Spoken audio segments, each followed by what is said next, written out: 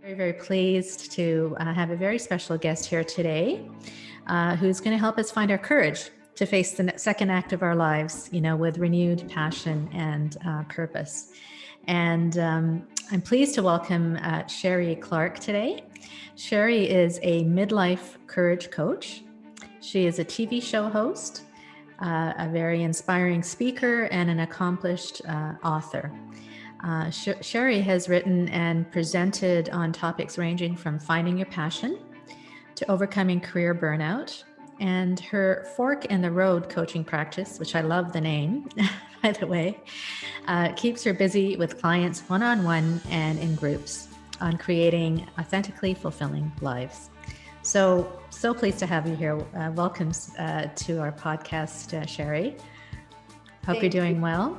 I'm doing fabulous. It's a joy to be here. So, Sheree, I wanted to speak to you today, not only to get your expertise and advice for our listeners today, but also to hear your story, of reinvention, because I believe you have a great story of reinvention to inspire our listeners, to take action in their lives and to change what may not be serving them well anymore. So, perhaps I could start with a question. Your business is called your Midlife Courage Coach. So what exactly does that mean? And I imagine from my perspective, it means facing fears that maybe we as women in midlife are going through and helping them through that. Is that correct? Or that's a part of it, yes. And yeah. So Fork in the Road. Actually, when we talk about reinvention, most of us have lots of points of reinvention. Mm-hmm. And what happens is we start thinking about the big ones, divorce or death of a spouse or the decision to change careers.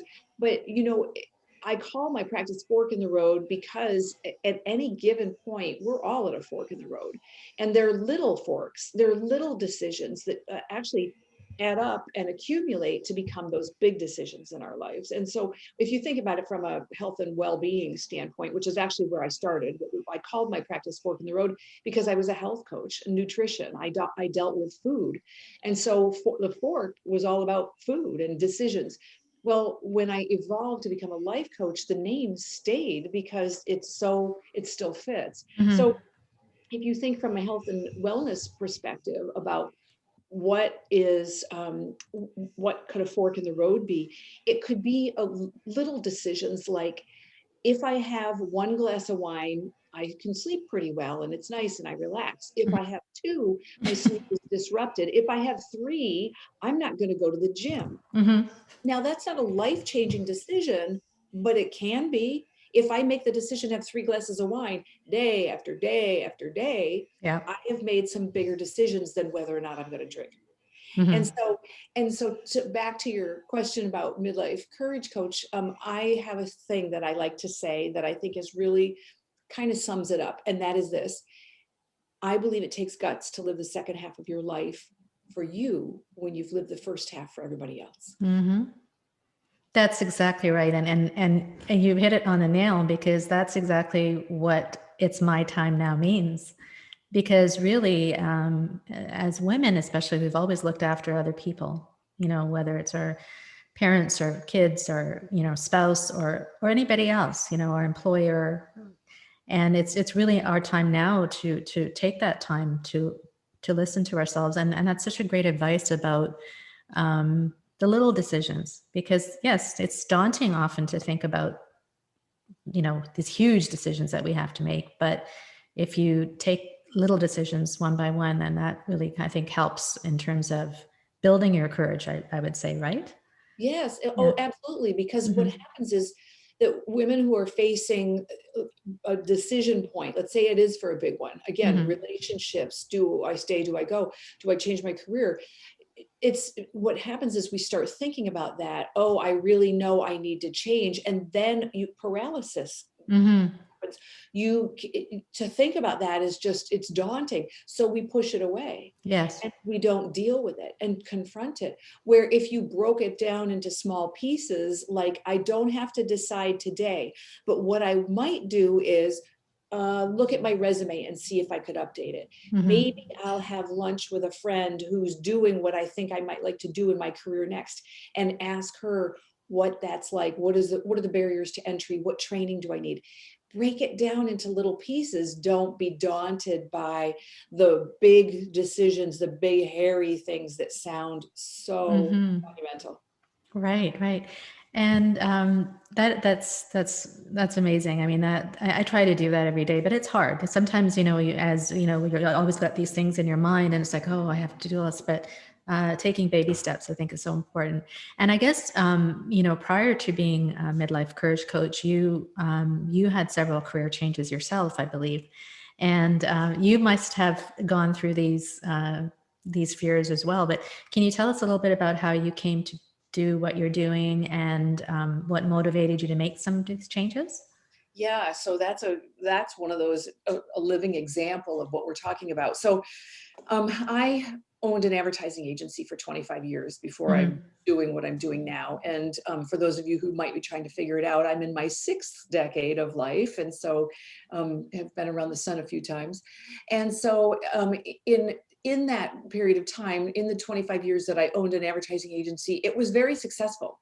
I made a lot of money. I was well known. I published 3 books. It was like, from everybody else's perspective, it's like I had the dream, and for a long time, I loved it. I loved the life. I loved flying 100,000 miles a year, and I loved the pace of it all and all of that. Well, over time, like many things, we become dissatisfied. And that can be from a variety of reasons. One is, as we age, our interests and our passions and our energy level changes, shifts, whatever. And then we need a challenge. And I've gotten to a point where I felt like I wasn't challenged anymore. And the hard part about being in that place is that everybody around you reinforces that whole persona that you have, that whole identity that you have.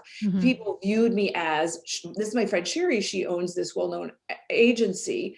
And when I started to make the hint to my friends that, I'm not so sure that this is for me anymore. And their response was, what are you, crazy? Are you crazy? Yeah. I was just going to say, exactly. Yes, yeah. right. You have the life I covet. Right. I want your life. I want to fly first class everywhere. I want your Yes. job. I want this. I want that. And you can't get them to understand that while those trappings are wonderful, especially when they're new, they lose their luster.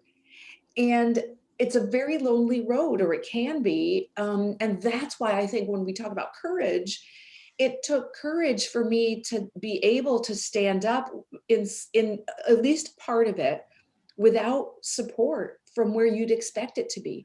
I thought my friends would all be cheering me on. Yeah, girlfriend, you do what you want. And they were all aghast. Well, can't you just hang on until you retire and do something else, your next version? And I'm thinking, my life is now. I was 53, and that was over 10 years ago. And I think I could still be there. No, please. Yes. So yeah, so I made the decision to make the change, and that was what I would call probably my most recent and most monumental shift. Well, what you just described is exactly what I went through. I had the seemingly perfect career and life, and there was something inside of me as I turned 50 that just it was like I was not fulfilled as much anymore. And I hear you when it's you want the support from people around you, but sometimes it's like they're questioning it, like, why would you do that? It's not only the external things that you have in it's also your internal brain that says, I'm not good enough, or maybe I shouldn't be doing this, or maybe I'm too old, or maybe I'm not, I don't have the skills or talents, going back to what you were saying earlier. So that's really, so how did you decide then to go from that to being, you think you were in nutrition, and then you're a courage coach? Yes. So the big shift was going from ad agency to something else. And so one of the things that I did, and we were talking about those small forks in the roads, those little decisions, you start feeling dissatisfaction a long time, typically, I found, before you make a change. because you want to be sure and you're playing it safe and you're thinking, oh, well, maybe I'm just fill in the blank. Maybe I'm just hormonal. Maybe I'm just having a funk. Maybe I just need some new responsibility. And I found a lot of different salves along the way. That was why I wrote books. I wasn't happy with what I was doing, and writing a book is a distraction. You throw yourself into it, and it becomes this whole thing, much the way that eating can numb you out, or drinking or shopping or any of those kinds of things. And the cool part about it is it's, quote, healthy, because I birthed a book when I was done with it, and never mind that I was doing it to numb out. And I realized it even at the time, but it was all good, And so you start doing all those kinds of things. And then when you come out the other side of it, that's when you start thinking, all right, I've written the book, but the pain is still there. So now what do I do? And for me anyway, it was a breaking it down of what am I going to do? What can I do? What shift can I make? And I started taking classes of things that interested me. Food was always interesting to me. I went to culinary school for fun, not because I was going to do anything with it. Nutrition, another interest. I love being healthy.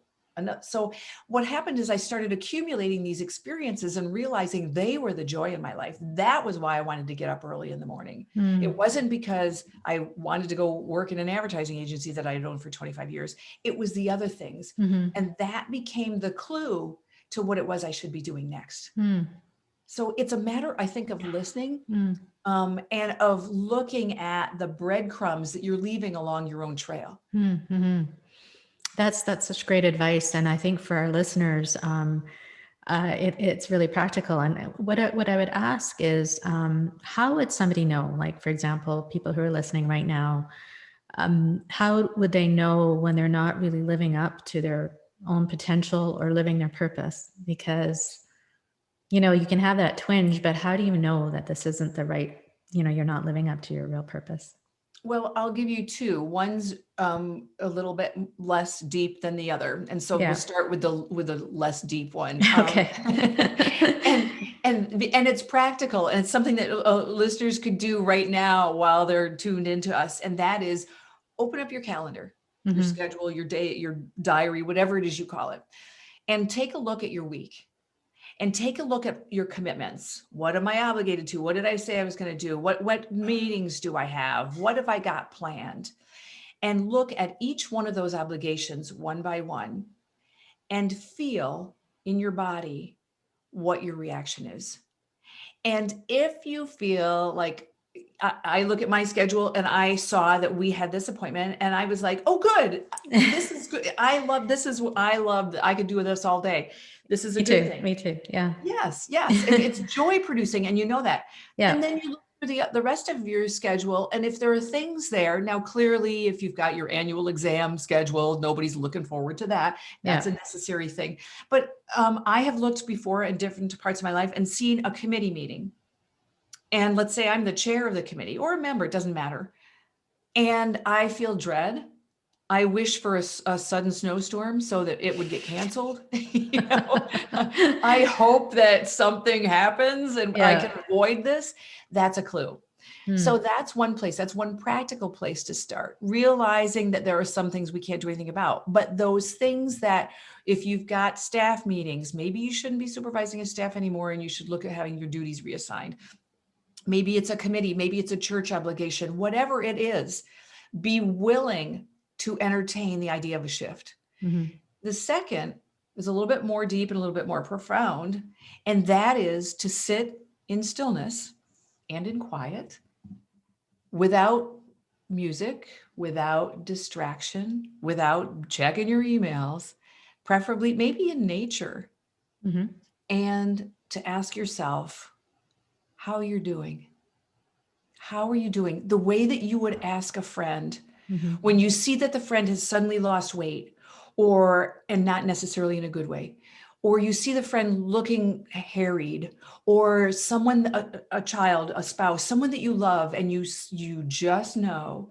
And so you rest your hand on theirs or on their shoulder, or you look them in the eye and you say, how are you? How are you doing? And usually when you ask a person who's a little bit on the edge, that question, what do you get? A reaction, tears, something visceral. Be ready for that for yourself. Mm-hmm. Ask yourself, how am I doing? Mm-hmm. Where does it hurt? That's so important, and I think a lot of us don't do that enough, but I do think that probably in the last year, and I don't know if you agree with this, with what we've been going through, the pandemic and everything, I think people have had more time to really look internally and ask those questions. And I hope they do. And I think that's one of the perhaps good things that's come out of this, is that we've had more time to reflect and ask those questions, which I agree. And that's one of the things I did and I espouse, is really listening, and it's not even meditating. It's just being in stillness, and asking those questions of ourselves. So once we ask those questions, and maybe we come up with the answers, what is the next step, and why do you think it takes, guts or courage to take the next step, or to be the best version of yourself? And, you think it'd be easy, but it's not. Why isn't it easy? Well, part of it we've alluded to, and that is a lack of support. If your friends aren't there, or your whatever, it doesn't have to, it could be spouse, loved ones, your parents, wherever your support comes from. If that's not there, it's hard, because that's where the validation comes from. Mm-hmm. The other thing is, I think that we forget that the path that we've taken prior, so much of our early days was first steps that were new, that were bigger and scarier. Like your first job, that's a scary deal. Like, what you don't know, like if you live in a city, do I take the subway to get to work, or how do I get there? And what is expected of me? What if I'm late? What if I'm sick? What if all these things? And so we forget all that. We forget that we were beginners, and now we're in this place and we're like, oh, well, you know what? I know all this. This is the devil that I know. And you forget about the change. And here's the part about that I think we need to give ourselves a break. In those early days, we had built-in mechanisms.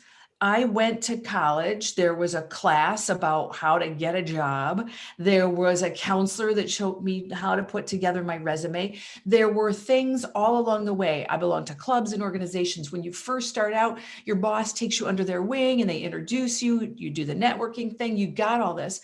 When we get to be a certain age, there's this assumption that we've arrived. And everybody around us assumes that we know what we're doing, whatever. Yeah, you're the new girl, but we don't really need to take care of you because you're 50. Right. And you think that you should get it. It should be easy. But we've forgotten that it's not. Anything new requires some adjustment and sometimes a little bit discomfort. But as you alluded to, Kavita, and I think your point is really, I would echo it.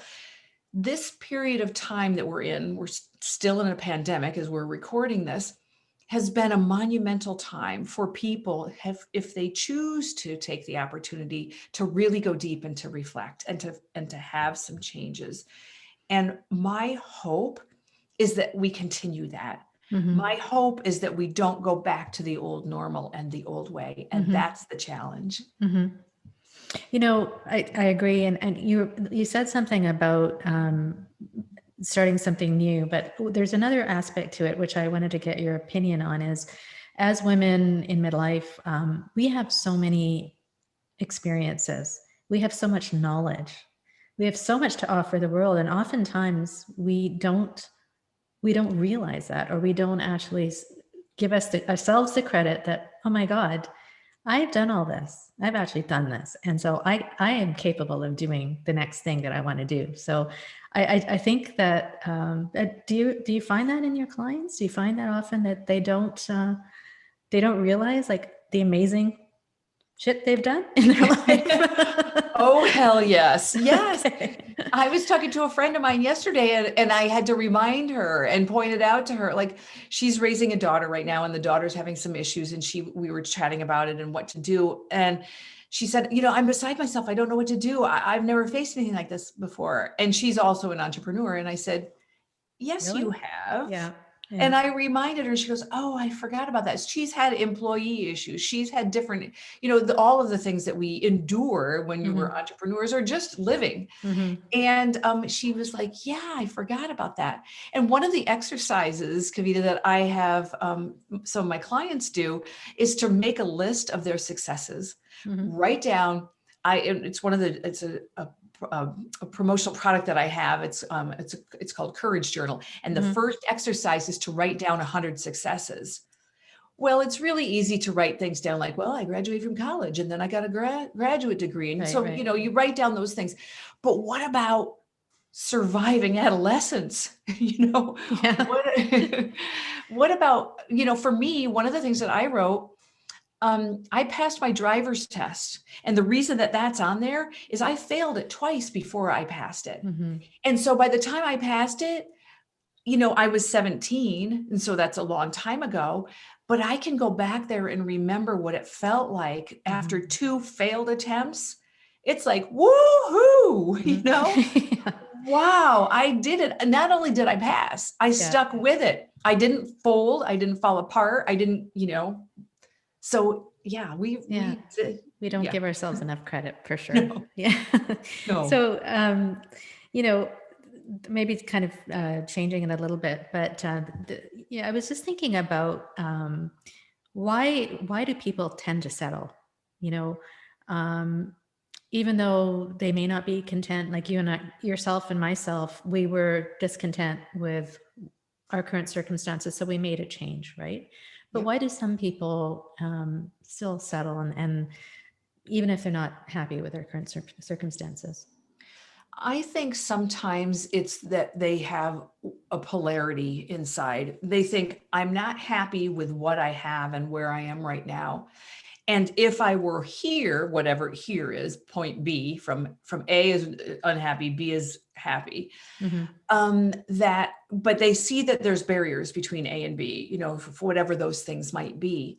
And they forget that there is a continuum between A and B. It's not a dot and a place you jump from and to, that it's gradient and there are scales. And so maybe if your career isn't serving you, it's not a question of, do I stay in this job or do I quit? That's pretty polarized. What if in the interim you could move to part-time? What if you could work from remote, which we're all doing now? What if there were shifts? What if there were other things? What if there were steps closer to, as opposed to having to make the quantum freaking leap off the cliff, worrying that you're not going to grow the wings on the way down? What if it's just a little bit safer? And courage doesn't mean doing unsafe things. It doesn't mean take the leap of faith and quit the job without the safety net, leave the marriage, who cares? No, I'm not espousing that. What I'm saying is, don't be afraid to peek out and look and push the edges and whisper to a friend, I'm thinking I might want to, whatever. Just start small. Yeah, that's so true. That's so true. And often starting small is the first step. And then as you take action, you do one thing and it's like, oh, okay, that wasn't so bad. Right. And then, that one piece of that one action that you took leads to more confidence, and the next thing and the next thing. And then it just builds and builds. And as you know, it can lead to your dream that you maybe always wanted to do. And now you realize, oh my God, I actually can do it. So that's fantastic. So just maybe going back to you personally, was there ever a time that you didn't feel that maybe you were your best, and was there a time that you were like, oh my God, I don't feel good about myself? And how did you overcome those feelings? Oh my gosh. Yeah. And they still happen. Yeah. And sometimes they're little ones, like, Well, like now during the pandemic, you know, the COVID-19, and Mhm. you put on your skirt to go someplace, and you're like, well, maybe I won't be wearing this for a Yeah. while, you know? You And wear the so nice some, top and but the sweatpants at the bottom because no that's one is going right. to see. Exactly. Exactly. So sometimes it's like and to me, that's, you know, that can become a big thing, but it's, you know, let's be realistic on the scale of grandiose. It's not that big of a deal. We can Right. lose the weight, or we can do whatever we need, or buy a bigger size. Um, so, you know, when I'm feeling like I haven't been my best self, most of the time I recognize where it came from. And where it came from was those forks in the road that I talked about earlier, the little forks. It's Mhm. the accumulation of the little things that got me to the place where I don't feel like I'm in a good spot. It could be, you know, in the eating category, it's getting in the habit of having dessert at every meal, or it could be getting out of the habit of going for a morning walk because the weather has changed and I live in a four-season state. All of those kinds of things. So I think it's a matter of getting real with yourself and saying, I've allowed this to creep. It's like scope creep in the corporate world. Mhm. When you've got a project and all of a sudden you didn't sign up for this part of the project, that wasn't part of your thing, but all of a sudden that's on your plate too. And then we call that scope creep because all of a sudden now you've got everybody's projects on your plate. Right. It happens the same way. And so for me, sometimes it might be the worst. It's easy for me to talk about food and exercise. Those are relatively easy to fix. We know what to do. The hard part for me is when I get lazy. When I do a 85% job, put myself 85% into a project Right. or something that's I can get by, I can get by, Mhm. but I don't want to get by. And if I get by too many times, I start feeling bad about myself. Mhm. And then that's reflected in my other decisions. Right. Right. Mhm. You know, I was thinking about something in that, you know, when I listen to or when I see other very successful people, or you know, people are listening to podcasts and success stories, and um, what happens sometimes is they feel like imposters. You know, they feel like, well, that was easy for that person because they did such, they're so and so and so. So that imposter syndrome comes up, you know, and I'm sure you see that in your clients as well. So, you know, what would you say to somebody that says, you know, feels like an imposter, that they can't do it, or that they're, you know, they're not at their best in life, but they don't know how to get it, you know, Yeah. and they, do you know what I mean? Yes, I do. Yeah. And in some ways, what you're kind of referring to, it's almost like FOMO, you know, fear of Yes. missing out. But you're looking at the other person, going, you know, I'm so envious. And it's not a jealousy thing, but you're like, it's I don't measure up, Hmm. so I feel like I'm not getting there. Here's the thing: if you are listening in this conversation that Kavita and I are having, I have told you I've gained weight during COVID. I flunked my driver's test, not once, but twice. Um, I have been in that situation where it took me 10 years to go from being unhappy to finally getting the hell out of my business for 25, that I had for 25 years. I was in it for 25 years, and the last 10 sucked, Yeah. progressively sucked worse and worse and worse. So that doesn't mean I'm not capable. That doesn't mean I'm not good at what I do. It means I have doubts. It means I don't have all my shit together either. And so if you go below the surface and you find somebody that's real and you can have a conversation with, like you've asked me some very real questions, and I feel as though I owe it to you to give you some very real answers. Hmm. Hmm. If you can find somebody, and I know you can because we're abundant, ask them, when did you feel doubt? How did you deal with it? And remember that we're all on this journey. There are some things that I'm damn good at and have been damn good at, I think, from the womb. But there's a lot more things that I've sucked at, never got good at, finally got better at, or whatever. Hmm. So it's a continuum.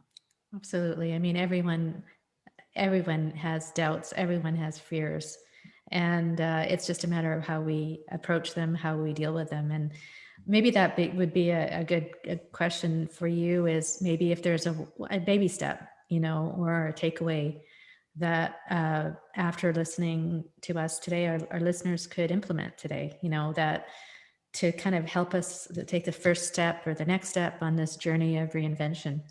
Yes. Can you give us a tip or a couple of Yes, tips? absolutely. Yes. Yeah. So the first step is to take a step. And by Yes. that, I mean anything. I don't care if it's go visit somebody's website, visit my website because you were listening to me and you were like, hey, I want to learn more about her. I want to do what she's doing. I think that that sounds interesting. That's a first step. And then pause and congratulate yourself and then say, you know, that wasn't too hard. I bet I can take another one. Right. And then you go from there. So again, the theme here is small recurring steps. Another is to seek outside support. Have that conversation with someone else that we've talked about. Ask those questions about, hey, I'm feeling a little bit like this. Have you ever been in that place? Mm-hmm. I recognize that requires a little bit of vulnerability. And for some people, that's easier than it is for other people. For me, I don't have a hard time being vulnerable. I find that I get my vulnerability by saying to somebody, I am lost when it comes to this. I need help. I am confused, that I get what I need and that I attract the people that have what I need. If that comes more difficult to you, part of me wants to say, get over yourself. You're in your own damn way. Step out of the way. But if that's, and if that sounds a little harsh, then maybe another thought would be, again, push the door open before you fling it open. Right. So push around the edges, ask somebody, you know, I'm just curious if you could tell me a little bit about your life. You don't even have to tell them about yours, Mm-hmm. but you'll find that commonality. Just like you and I in our conversation are finding things that I know we can have subsequent conversations Of about. course. Yeah. Commonalities. Yes. And that's what we're looking for. We are not, even though it seems like it sometimes when we are so isolated because of the pandemic, we're either alone or we're in our pod or whatever, we're really not. Mm-hmm. We really are a village. Mm-hmm. I think it's so important what you said, many things you said, but also one of the most important things is finding the help, you know, and asking for it. We're not alone in this world, like you said, you know, there's so much available, and it's also part of being communities, you know, part of being that community that and that's part of why I created Power Purpose Play, because this community of women that we're all going through many similar changes and shifts in our lives, and how do we actually get through those? So that's so important to really reach out and to ask for the help. That's so important. You know, So, Kavita, I'm gonna add to my own point, yes. and that is when you're reaching out, if you're, especially if you're in that I don't want to be vulnerable category, Mm-hmm. but even if you're not only reaching out to ask for help, but to give it, Mm.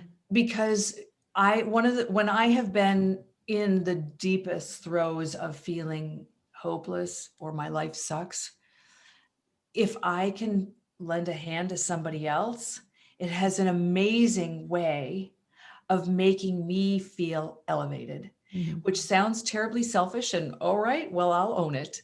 But so maybe you do give to get.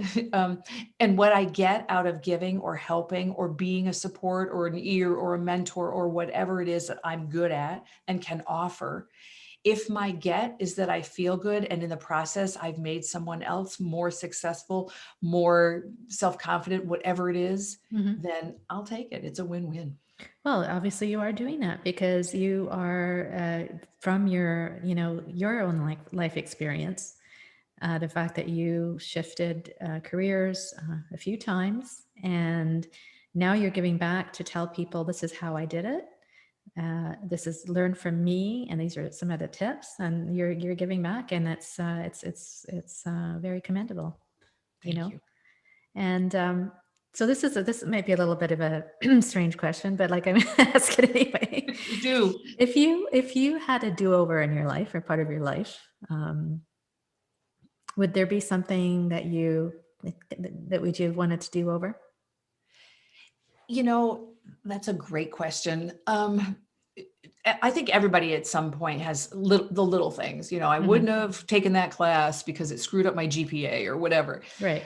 But for me, I think I'm going to zoom out on that question and say, I think that if there's one recurring question, because how you do one thing is how you do everything. We all have patterns of behavior. Mm-hmm. I would act sooner. That would be Mm. my, not a regret, I guess, but or maybe a do-over. Act sooner. 10 years is a long time to be in a business that you've outlived, you've outgrown, it's outlived its usefulness to you. Mm-hmm. That's a long time. I don't think I would have done it on the first day. Oh, I feel like a little bit anxious. I better get the hell out of here. No, I don't say that. But I might have cut the time down even by 25%. Would have Yes. given me a couple of years, So I think it would be to move more swiftly. Mm. That's interesting because as you were saying that, I was thinking about how women, especially, we feel as though we're not qualified to do things, So, if you're thinking of starting something new or changing, whether it's career or anything else, like you feel like, okay, well, maybe I need to go back and get a degree or get a certificate or get more qualified because, and then that takes time, right? So then, like you said, you may end up doing what you're doing for longer than you should have because you're not taking the leap and realizing that you actually have enough experience, enough qualifications to do that thing. So, yeah, thank you for sharing that. So true. Yeah. So, wow, there's been a lot here that we've gone through, and I think our listeners can gain so much from your expertise and from your own experience. Do you want to tell us anything else that's on your mind, or also how our listeners can reach you, and anything special that's going on in your business or your life?